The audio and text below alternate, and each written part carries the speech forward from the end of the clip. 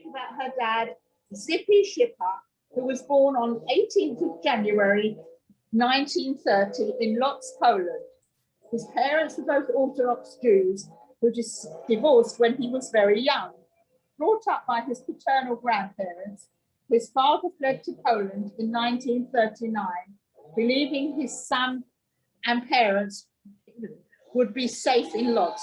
However, life became increasingly hard, and Zigi and his grandparents were rounded up in early 1940. Zigi survived Auschwitz, Stutthof, and 2 more concentration camps, as well as a death march. In 2016, Zigi was awarded the British Empire Medal for services to Holocaust education and awareness. And we're really looking forward to the talk. I'm sure it'll be very interesting. And thank you very much, Lou. Over to you. So, as you know, my name is Lou Lawrence, and I'm the daughter of Holocaust survivor Zigi Schipper, who we're lucky enough to have sitting next to me today. I'm not sure if any of you are aware, but unfortunately Zigi had a bad fall last week, was in hospital, and thankfully came home yesterday afternoon. So growing up as a child, the Holocaust was never mentioned. I always knew that something terrible had happened to my dad when he was a child, but I never knew what. I also knew that it was a topic not to be discussed. I did know that he was born in Poland and that my mother was born in France.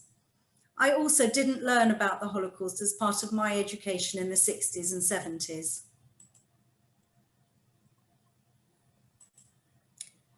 A few weeks after my first child was born 34 years ago, when I was 26 years old, my husband and I were away on holiday with my parents. And one evening, my husband asked my dad a question about his childhood and the concentration camps during the Second World War.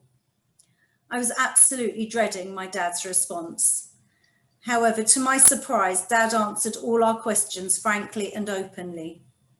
To my knowledge, that was the first time Dad had started to talk about his experiences, other than when he first came to England as a teenager, which I'll tell you about a bit later. Approximately 8 years after this conversation, Dad was asked to contribute to a book which was being written by the historian Sir Martin Gilbert. The book was going to be detailing the experiences of the Holocaust survivors who came to the UK to rebuild their lives. The book was going to be called The Boys, which is what they collectively called themselves, even though some of them were actually girls. So over the course of several Sunday mornings, my sister Michelle, Dad and I sat down, with Mum looking after my boys, and we wrote Ziggy's story. This was very harrowing for me and my sister, but obviously even more so for Dad. Some years later, when we visited Poland for the first time, Dad told us that his waking thoughts each morning are the Holocaust, as are his last thoughts each night. This is one of many things about my dad that really saddens me. In order to help educate the next generation about the Holocaust and to tell people all about what happened to him and his family, Dad started speaking to schools through the Holocaust Educational Trust. The trust defines the Holocaust as the attempt by Nazi Germany and its collaborators to murder all Jews. My dad's story is just one of the millions of Jewish people who were affected by these events. So Dad was born in a large industrial city in Poland called Łódź in January 1930. At that time, the population of Łódź was approximately 600,000. Making up over a third of the population, approximately 230,000 were Jews. It was the second largest Jewish community in Europe. Jews had begun settling in Poland at the start of the 18th century. The number of Jews in the whole of Poland on the 1st of September 1939, when war broke out, amounted to around 3,300,000. And at the end of the Second World War, it's estimated that there were only about 380,000 Jews remaining.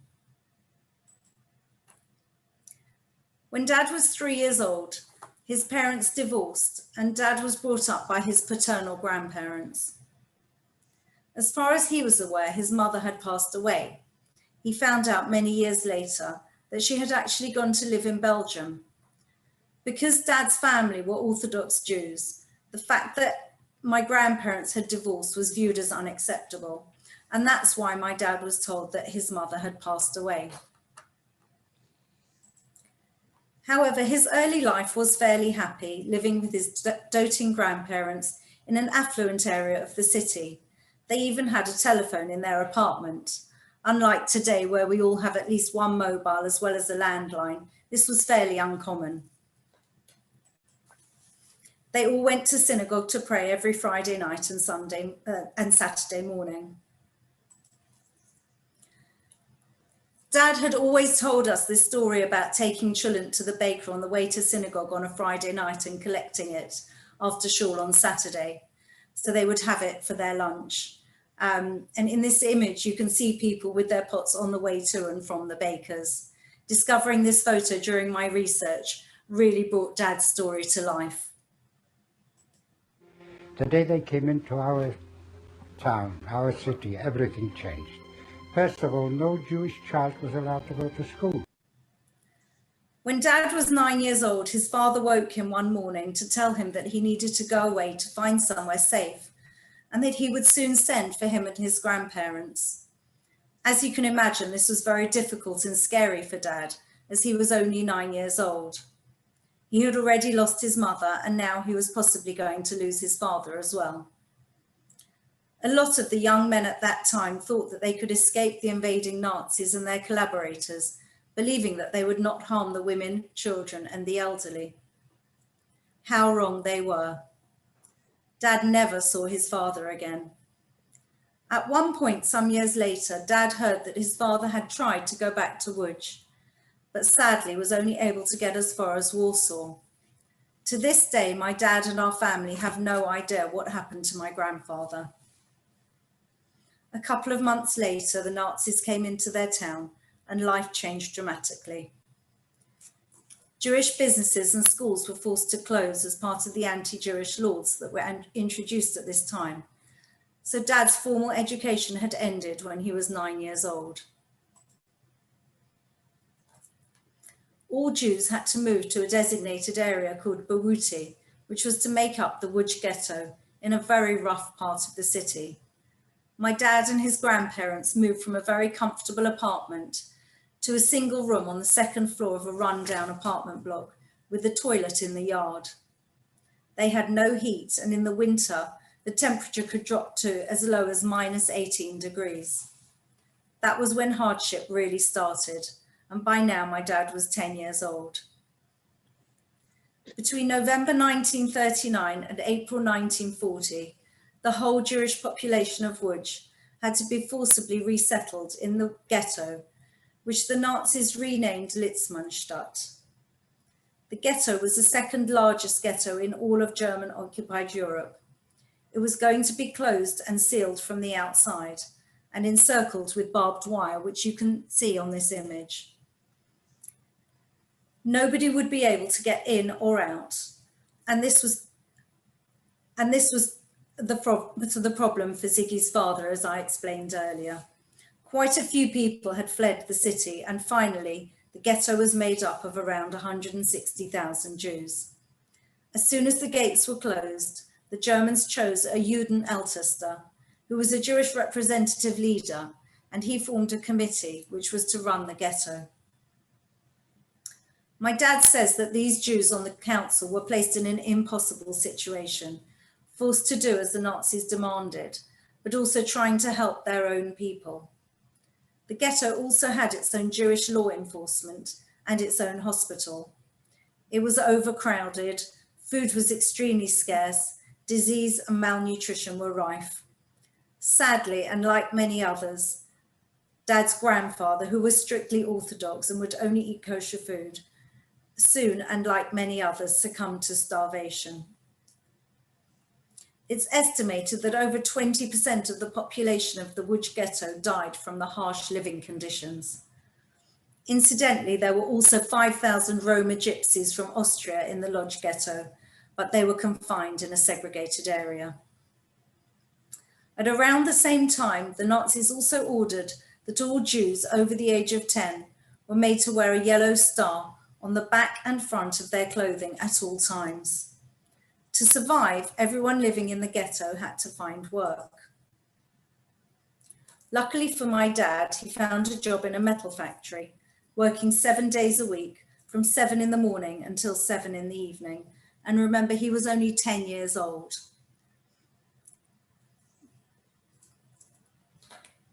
On this image here, you can see this is a list of the inhabitants of the apartment block where Ziggy lived with his grandparents in the ghetto.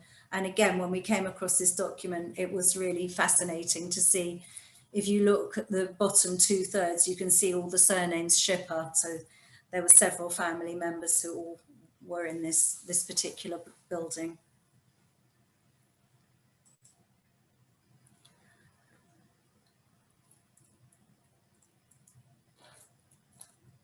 When I discovered this image in front of you now, I asked Dad if he recognised the bridge. He immediately told me that he walked across it every day as he lived on one side of the bridge and worked on the other side. The factory where Ziggy worked produced various items for the German war effort. Everyone who worked received a ration book, which enabled them to obtain a small amount of food, such as bread, rice, flour, and sugar. Unfortunately, the rations became smaller and smaller as time went on, and all people ever thought about was food all day long. They were so hungry. My dad talks about coming out of his apartment building in the mornings and stepping over dead bodies.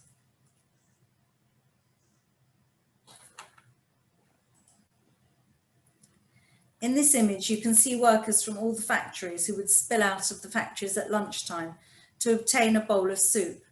They each had their own bowl and would wait patiently by this window. If they were really lucky, they would also be able to catch some of the peelings of vegetables and potatoes which were thrown out. It's just impossible to imagine how hungry they must have been to have wanted to have peelings of vegetables. Frequently, forced transports of other Jewish people from surrounding towns and cities arrived. Consequently, the ghetto became even more overcrowded. The Nazis soon found a remedy for that. In 1941, the Nazis instructed the Jewish Committee to supply a certain amount, thousands of Jews per day, for so-called resettlement. This was an impossible task because they didn't want to send anyone away. They knew that it meant sending people to their deaths. So how could they prioritize one person over another?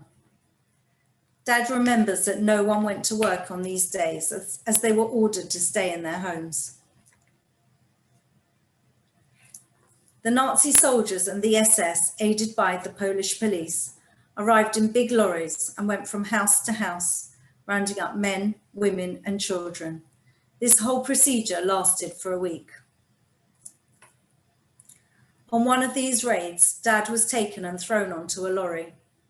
As he looked around him, he could see that on the truck with him were children, elderly, and disabled people.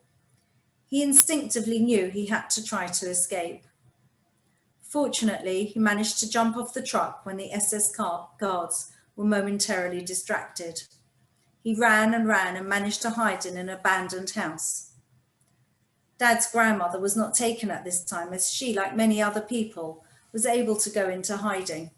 But by the end of that week, with little chance of help or assistance from the local Polish population, they had all returned to their homes. Eventually, Dad too returned, and at the end of the week, with no other option, he went back to work. Between 60 and 70,000 people were rounded up and taken away on these raids and were never seen again. Dad always talks about how lucky he has been throughout his life, and this was definitely one of his lucky moments. Dad continued to work in the same factory for 4.5 years until July 1944. At that time, the Germans liquidated the Łódź ghetto by systematically deporting all the inhabitants to extermination camps as the Russians were advancing on Poland. Each week, transports took people to unknown destinations. As you know, Dad was working in a metal factory, and he and all the employees at his workplace were to be moved to a factory somewhere in Germany to continue to support the war effort. When their turn came to go, they were all herded together and made to march to the railway station. They were allowed to take one suitcase each and were put on cattle trucks, still not knowing where they were going. When we came to the railway station, the first thing I said to my grandmother, I can't see any trains. She said, they're standing in front of you. I said, they're cattle trucks. Whenever Dad talks about this, he always says how shocked he was when he arrived at the station platform. Dad says that once they were on the trucks, they were appallingly overcrowded, with around 100 people to each tiny wagon. There was nowhere to sit and they had nothing to drink. The only food they had was what they had brought with them. There was just one bucket to use as a toilet and the smell was horrendous. Each morning the guards would remove bodies of those who had died overnight. Eventually there was room for Dad to sit down. One of Dad's most upsetting memories is how he had become so dehumanized that he wished someone would die so he could sit. To this day, he often says, "How could I have had such a thought?" Early one morning, after several days of travelling in these horrific conditions, the train stopped, the guards opened the doors, and everyone was ordered off the train. They had arrived at Auschwitz. My father remembers the putrid smell and the hazy sky. From a distance, they could see billowing smoke from the chimneys. At that time, they had no idea what the smoke was. But rumours soon started spreading that the source was from the crematoria. My dad, who by now was 13 years old, didn't even know what that meant. The crematoriums were burning the bodies of the predominantly, but not entirely, Jewish victims of the camp. On arrival at Birkenau, a selection process carried out by SS doctors and SS overseers took place constantly as train after train unloaded its human cargo. Most Jews were sent immediately to their death. Dad always talks about how the officers tried to rip babies from their mother's arms. If the mother refused to let go, they shot the baby through the head while in its mother's arms. Thinking about the children and babies always makes Dad so sad, and this has impacted him throughout his life.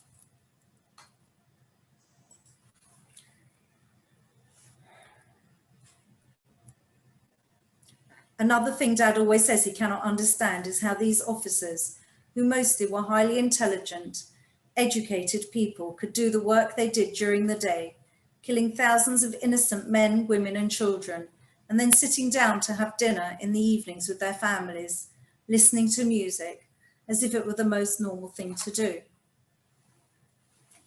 In this photo, you can see women SS guards and administrators who had been working at Auschwitz-Birkenau at around the time my dad was there. They were rewarded for good behaviour with a stay at the relaxation retreat of Solu, some 20 kilometres away. I'm sure you'll agree that this image is astonishing, which is exactly what my dad always says. Dad and his work colleagues did not have to go through selection, but he was, of course, forcibly separated from his beloved grandmother, as men and women stayed in different barracks. Dad says he felt terribly alone and remember his grandmother was more of a mother to him, as Dad had lived with her since his mother had left. He remembers that their names were called out, they were told to leave their luggage, and that they would be given their belongings back later. He had no reason to believe that this was not the case, this would not be the case. Of course, they never saw their possessions again. As far as we are aware, the transport Dad was on was the only transport from the Łódź ghetto that arrived at Auschwitz-Birkenau, with over 500 people who were all on a named list. This was because they were supposed to be going to work in another factory. The group were taken to the so-called sauna building, which was a processing block. They were forced to undress and give up whatever personal possessions they had on them, such as money, jewellery or spectacles. Their entire bodies were brutally shaved and disinfected, and they were sent into communal showers. They were then given striped pajamas with numbers sewn on. Thus they were dehumanized, depersonalized, and completely stripped of everything, including their identities.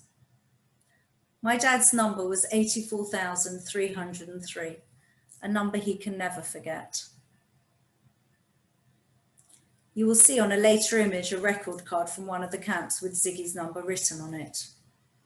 Every morning they were given a cup of artificial black coffee and a small slice of bread, which, by the way, had often been bulked up with sawdust. They were given the same in the evening and were given nothing at all for lunch.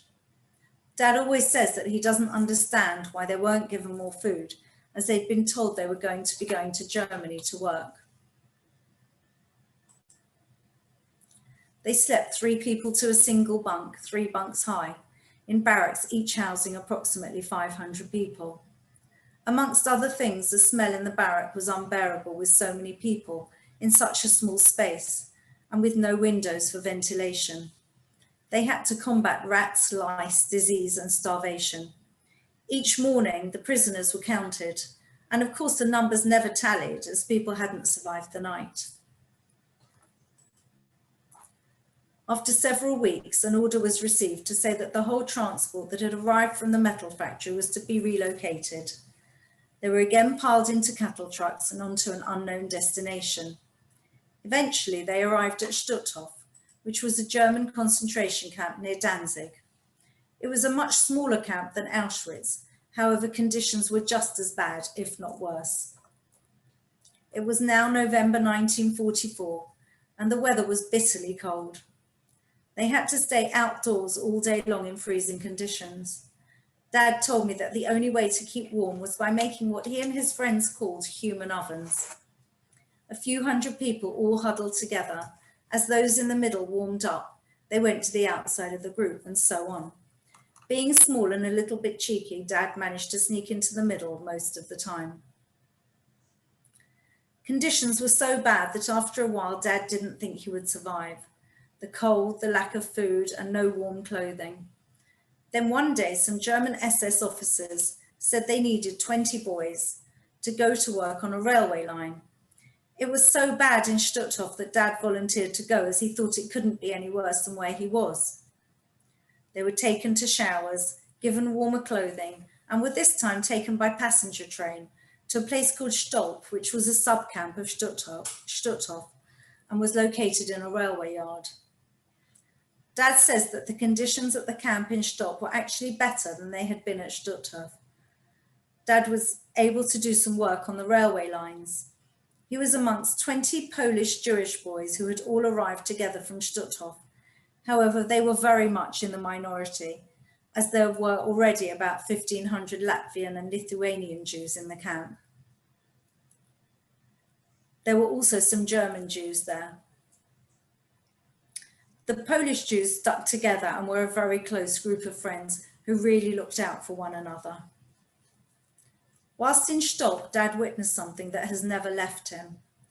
It was the hanging of 5 young men. Their crime was to have stolen some cigarettes. This was one of many atrocities Dad was witness to, and the image has never left him.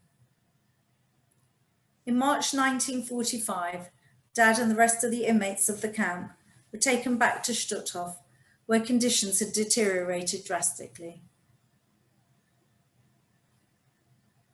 There was no electricity and very little food and water. They could hear Soviet planes flying above and bombing all around the camp. As the Allies approached and the war was coming to a close, the prisoners, like my dad, were constantly being moved about. Around a month later, they were again taken to another camp called Borgraben. They woke one morning to find that all the guards had abandoned the camp. Dad, who was very ill with typhus, hoped that the Russians would liberate them. However, when they woke the next day, they were horrified to see German SS troops who herded them into coaches to take them to Danzig. From Danzig, they were taken on a forced march to the harbour town of Gdynia, where they were forced onto barges.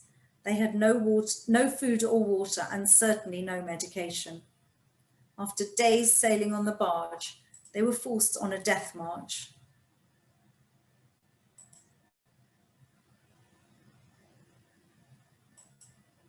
Gdańsk was completely on fire, bombed from the Allies. And we walked, and I needed water badly, and there was no chance of getting water. I couldn't walk, but my friends helped me.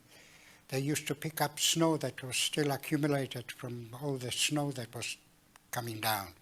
And they used to give me that because I had no water, so I put that in my mouth. Anyway, I carried on and on and on. We walked. Eventually, we arrived to a Polish port. We didn't see boats, but we saw barges. And they slung us into those barges. Dad describes what happened next as utter chaos. The SS fled and suddenly British tanks were everywhere. Dad somehow managed to crawl over to a soldier and ask him in German for some water. That was the first water Dad had drunk for days, and it was the 3rd of May 1945, the day of Dad's liberation by the British Army.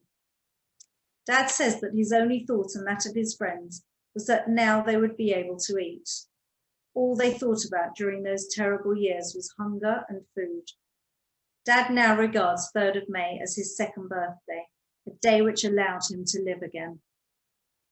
In the days following liberation, they all ate so much, having been starved for over 5 years, first in the ghettos, then in the camps, that thousands of people actually died, some from disease and some from the effects of overeating. After a few days, Dad had to be admitted to hospital, where he recuperated for 3 months. He had been so ill that he had to learn how to walk again.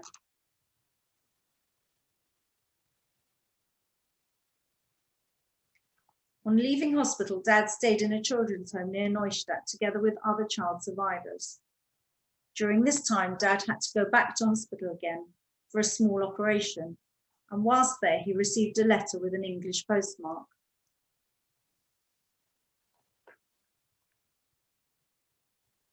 The letter was from a woman who thought that Dad might be her son, who had lived in Łódź, Poland, before the war. She had found his details on a Red Cross list in London, but his year of birth was incorrect. In the letter, she asked him to look at his left wrist to see if there was a burn mark, which she knew had happened to him when he was 3 years old. He did so, and then he knew that the letter was indeed from his mother. They did, however, correspond over several months, and although Dad had planned to go to Palestine with his friends, who he felt were his family, he was encouraged by his friends and the carers at the children's home, where he was living, to go to live with her in England. At the end of my presentation, Ziggy will tell you how he came to be wearing a British Army uniform. It would take time to arrange for Ziggy to obtain a visa, so when he left hospital for the second time, he went to live in a beautiful home in Hamburg, which had been donated by the Warburgs, who were a wealthy Jewish German banking family. This house was to serve as a children's home for orphans. Girls and boys were in separate dormitories with 3 or 4 to each room. Dad said all the children were so happy as they were all preparing to go to Palestine. They had as much food as they wanted, which is mostly all they thought about in those early days. What struck me about this photo is that everyone in it, the children and the adults, were all on their own and mostly sole survivors of their families. However, some, like Dad, eventually found that they did in fact have family members in different countries who they eventually went on to live with. And just for context, my dad is at the front, bottom left, in the white t-shirt with lots of dark hair. Dad and his fellow survivor friends lived very well, and for the first time in 5 years, they went to cinemas, concerts, the opera, and they generally enjoyed themselves. He believes that this is where he found his love of the opera and classical music. My mother found me. She found me my name on a Red Cross list, but the date of my birth wasn't correct. And she wasn't sure whether I was her son or not, but she said she remembered when I was about 3 years old. I burned myself on my left wrist, and she said, if you have a look, if there is a scar on the wrist, and if there is, you are my son. And I had a look, and I looked at my friends that brought me that letter, and I said, you know, for 11 years I thought my mother was dead, but she wasn't. She was living in England. We recently discovered this letter, which was written by Ziggy's mother when she was searching for him for many, many months. Dad was actually very sad when he waved goodbye to all his friends to board the ship for England. These friends had become his family, and once more he was all alone going to a strange country, not knowing anyone and not even knowing the language. After a week at sea, he arrived in Hull in the north of England to be met by a man who turned out to be his stepfather, who took him home to finally meet his mother. Dad laughs when he tells us that his stepfather asked him where his luggage was. He didn't realize that the small paper bag he was holding was in fact everything he possessed. For the first 6 months, Ziggy didn't do very much except go to the cinema, eat, drink, and sleep. He then went to evening classes to learn English and found a job in tailoring. He hadn't made any friends. He felt quite lonely and was really struggling to adjust to life in England. Then one day he met someone who mentioned that there was a Jewish youth club in Belsize Park where young Holocaust survivors met up. So one Saturday evening, he went to a dance organised by the club. As he walked in, he recognised boys who he had been with both in the ghetto and also in the camps. These boys and girls were collectively known as the boys, who I mentioned at the start of my talk. From then on, everything in his life changed. My dad always says that from the moment he walked into the club that day, he felt like he had found his family again, and he really started to live. After a few months, he met a beautiful French girl called Jeanette, who was also a refugee and had come to the UK in 1939. They met at the club and started dating. And here's a photo of them all on one of their holidays, and Jeanette is right at the top of the pyramid. Eventually they got married, and 2 years later, in 1956, my sister Michelle was born. 5 years later, I came along. After the birth of Michelle, Dad felt that he finally had a family of his own. Dad now has 6 grandchildren and 5 great-grandchildren, and he'll be happy to tell you with another one on the way later this year. Dad has been back to Auschwitz, firstly with my sister and myself, and subsequently on many educational tours. One of the things I remember about our first trip was how my dad hugged my sister and me and said that Hitler had not won and that we were the... I'm Alex Moz, the head of education at the Holocaust Educational Trust. We're an educational charity. Ziggy is one of the survivors who does a lot of work with the Holocaust Educational Trust. He speaks on our behalf in schools and colleges up and down the UK, tirelessly sharing his story with young people so that they can put a human face and a human voice to the story of the Holocaust. People, when they meet Ziggy, are always blown away by the fact that someone who endured some of the most horrific human experiences that anyone could ever imagine is such a warm, friendly, positive, and incredibly heartwarming person today. And the fact that in spite of everything that he's been through, he goes around the country telling young people not to hate one another is quite remarkable. Dad has met countless prime ministers and the Queen. And he accompanied the Duke and Duchess of Cambridge when they visited Stuttgart concentration camp in July 2017.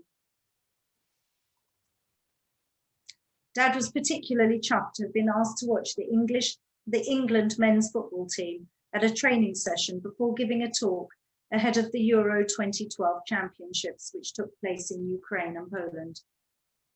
Dad said at the time how surprised he was that the footballers were so quiet and respectful when he spoke. Dad told the players that they are role models and that they must spread the message about the Holocaust. He feels that young people will listen to the likes of Steven Gerrard and Wayne Rooney.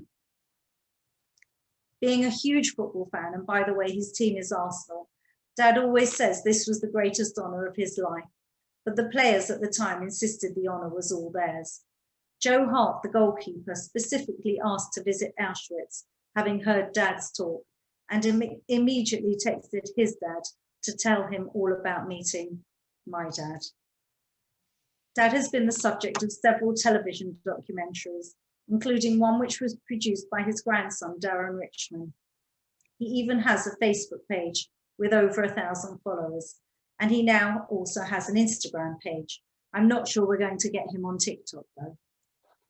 In December 2015, Ziggy was awarded the British Empire Medal in the Queen's New Year's Honours List for his contribution to Holocaust education and awareness. When asked how he felt, Dad said he owed it to the people who didn't survive.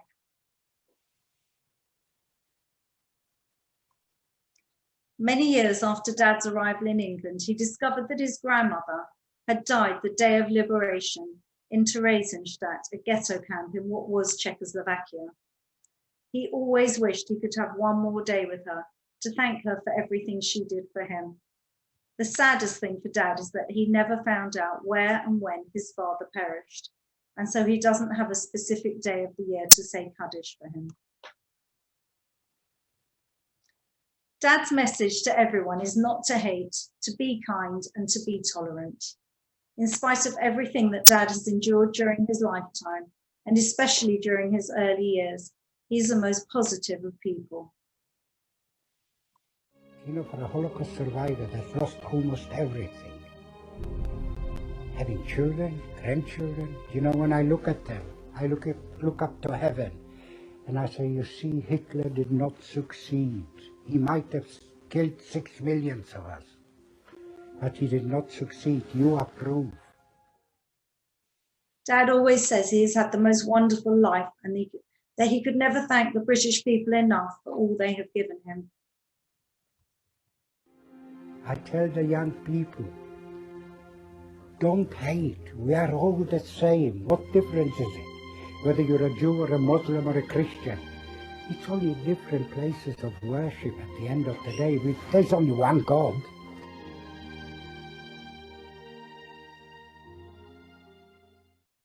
I can't begin to tell you how proud I am of my dad and what he has achieved in his life.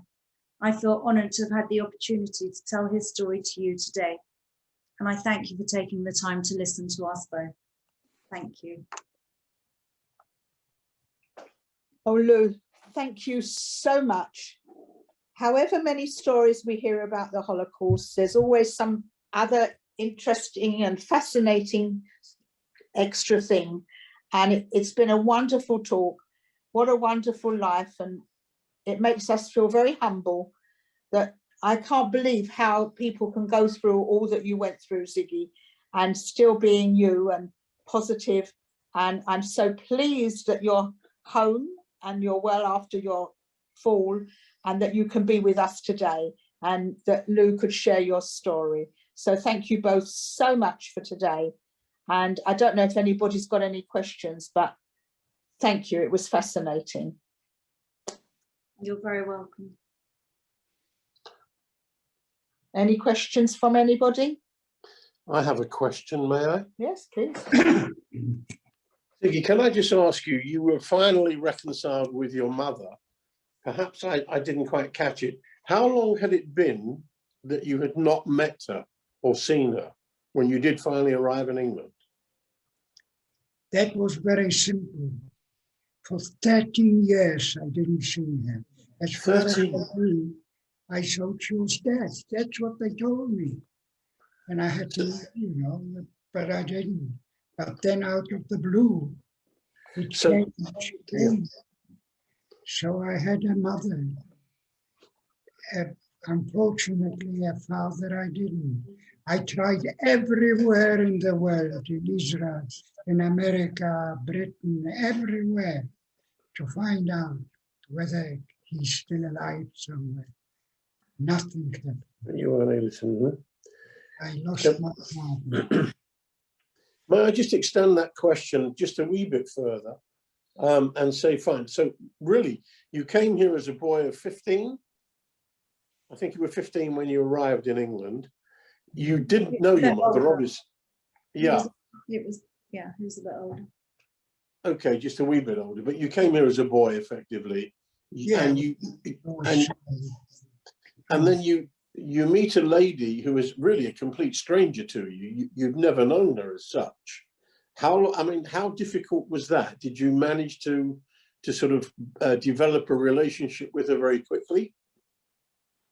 So he was 3 years old the last time he saw his mom. Yeah, exactly the point. And he'd Yeah. gone through, he'd gone through the 4.5 years in the ghetto and all the time in the camps. Of course. Thinking that she wasn't. So how was it when you first met your mum? Was it Oh, easy to form a relationship with her? It did very, very easy, you know. Good. You know, I didn't know the lady. I didn't know who she was. You know. She was very Absolutely. sad, wasn't she? No, You said she right. cried a lot. Yeah. You used to tell And her not but- to cry. But, you know, from the minute that we met, she was my mum. It was the most important thing in my life. Wonderful. You know, Wonderful. to have her there. But, you know, and she always wanted to talk about it. And she used to say, I shouldn't have done it. I should have taken you. I said, please don't say that. Because maybe if you would have been with me, maybe we both of us would have died. Sure. Of course. You know, so at least I've got a mother. Wonderful. Wonderful. Wonderful. Unfortunately, she didn't live quite a long time, but she had 2 girls, Granddaughters. you know. So she had people, you know, she wasn't too bad. That's good. But what could she do? She died when I was only 10 years old and my sister was 15, but I can remember clearly that my dad was a very, very good and respectful and dutiful son to her. I'm sure he I'm was. sure. I'm I'm sure he sure. was, Alec. Alex, And everything. Alex got a question. Thank you, Ziggy. Thank you. Thank you. Ziggy, first of all, I'm very lucky to have you as a neighbour. That's most important for me because I see you and you are a shining light. But I want to know one thing, with all your compassion and all your tolerance, how do you consider the Germans today? Please. Well, I've got absolutely nothing to the German people today.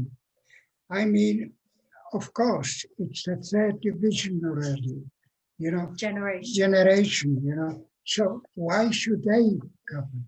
And I even, in the last few years, when I was bad about things, about living in Germany, the German children and babies that were killed.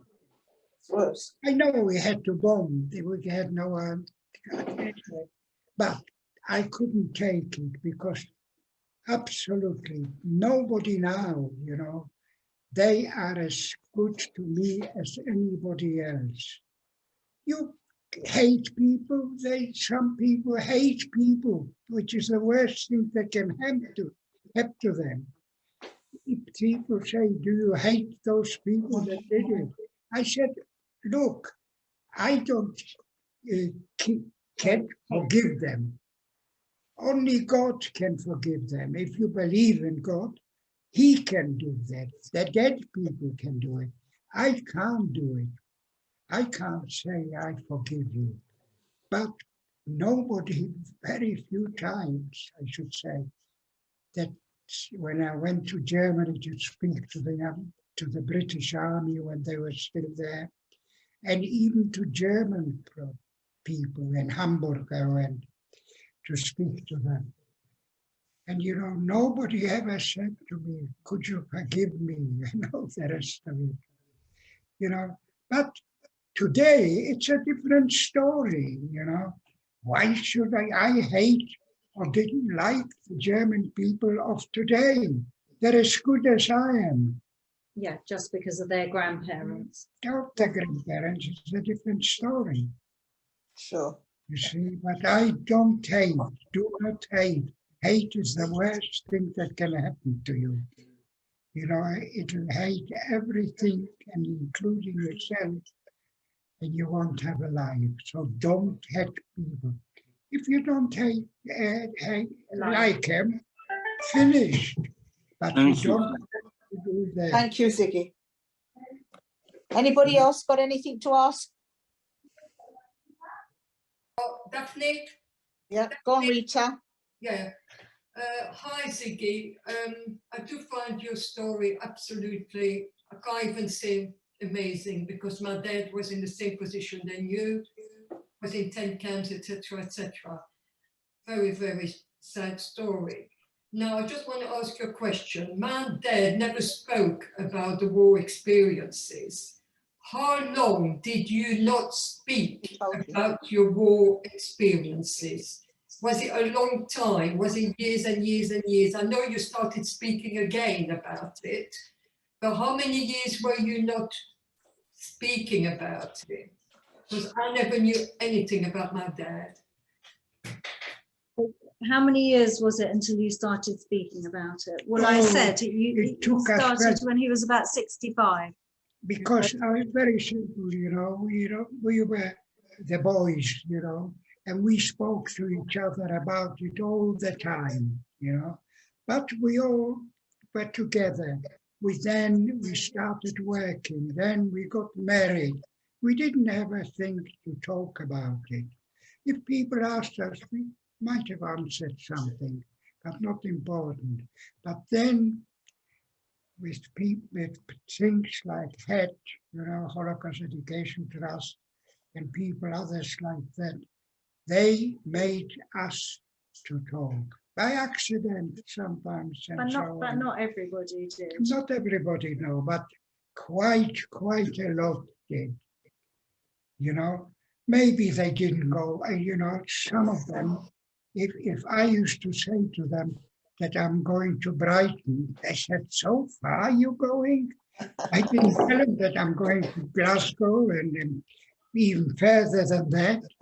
Everywhere I spoke, I liked people to know it. This is the important. That's why I'm so happy about my two daughters, that they speak all over for it. When things will be even better, they will all speak to the schools. But I think this lady, sorry, because I had to answer the phone. Did you say your lady? I do a lot of work with the Imperial Museum, but we'll go into it. I can talk to you personally, but just my father never spoke about it. And I can't tell you how much I regret it today, never asked any questions, but we all say the same thing. So I just wanted to know how many years. So it was 65. So let's He say was 65. He and his friends spoke. They spoke to each other, but they didn't really speak to their children about it. And did you know really, when Martin Gilbert was writing this book, that he wanted testimony from the boys, and he approached the boys, and so that's why that was what we wrote Dad's story, and that was when that was the first time I was already a mum. I had my two boys at the same time. thing. Yeah, my father passed away by then, unfortunately. It was second marriage. Yeah. But even, Dad feels very strongly that, everyone should talk about it. Everyone should talk about it. Not everybody was able to. And some of his friends still now don't and haven't. And it's not for everyone. But, my dad didn't until he was 65, and then he did. And then it was like the floodgates open. Now that's all he talks about. Yeah, thank you so much for doing this and for the next generation. Thank you, Ziggy. I'm so sorry that you weren't able to hear your dad's. No, unfortunately not. But I've done like you a lot of research, which is the way I keep it alive. So yeah, so you've got lots of documents then. But yeah, lots of documents. I think we have Brenda Lifovitz has a question. Yes, I just wanted to make a comment. Thank you very much for a very interesting talk. It's just when I first went to it's in Nottingham, there's a museum, and I remember there was an auditorium, and it actually, in answer to your question, it took those people 50 years to talk about their experiences. I know my father-in-law was from Poland, and he had a new life here. We tried to find relatives when we went to Israel, and the only way he could cope was to move on. He didn't talk about his former days, but I know a lot of the survivors, it took them 50 years to actually talk about it. Yeah, I would agree with that. It probably was 50 years for Dad. Yeah. Well, it doesn't sound as if anybody else has got any questions. I think we're all a Brian bit... Nathan would like to. Oh, Brian. Oh, okay. Go on, Brian. It's actually me, it's Judy, hello. I just wondered how you managed, Ziggy, to get those photos of the hanging and the groups. How did they take those photos? The photo of the hanging is just a library photo that I found. It was just the impact of the group. Yeah. There's the group of SS The officers. group photo of my dad outside the children's home, are you talking about? Yes. Yeah, he had some photos. We only discovered that recently. Right. So, but apparently Dad said, because I asked him at the time, he said people were taking photos all the time. Right. So it must have been the adults. When you were in Yeah. the children's home, you said they kept taking Everything, photos. but all of us, you know, we had nothing else but photographs, photographs, and photographs all the time. And my mum was very good at keeping photos, but obviously there were no photos from during the war. And we've got that one photo of Dad as a little boy that I showed at the beginning. That is the one photo of him before the war. We have no other photos of my dad. Mm. Okay, thank you. Thank you. Thank you.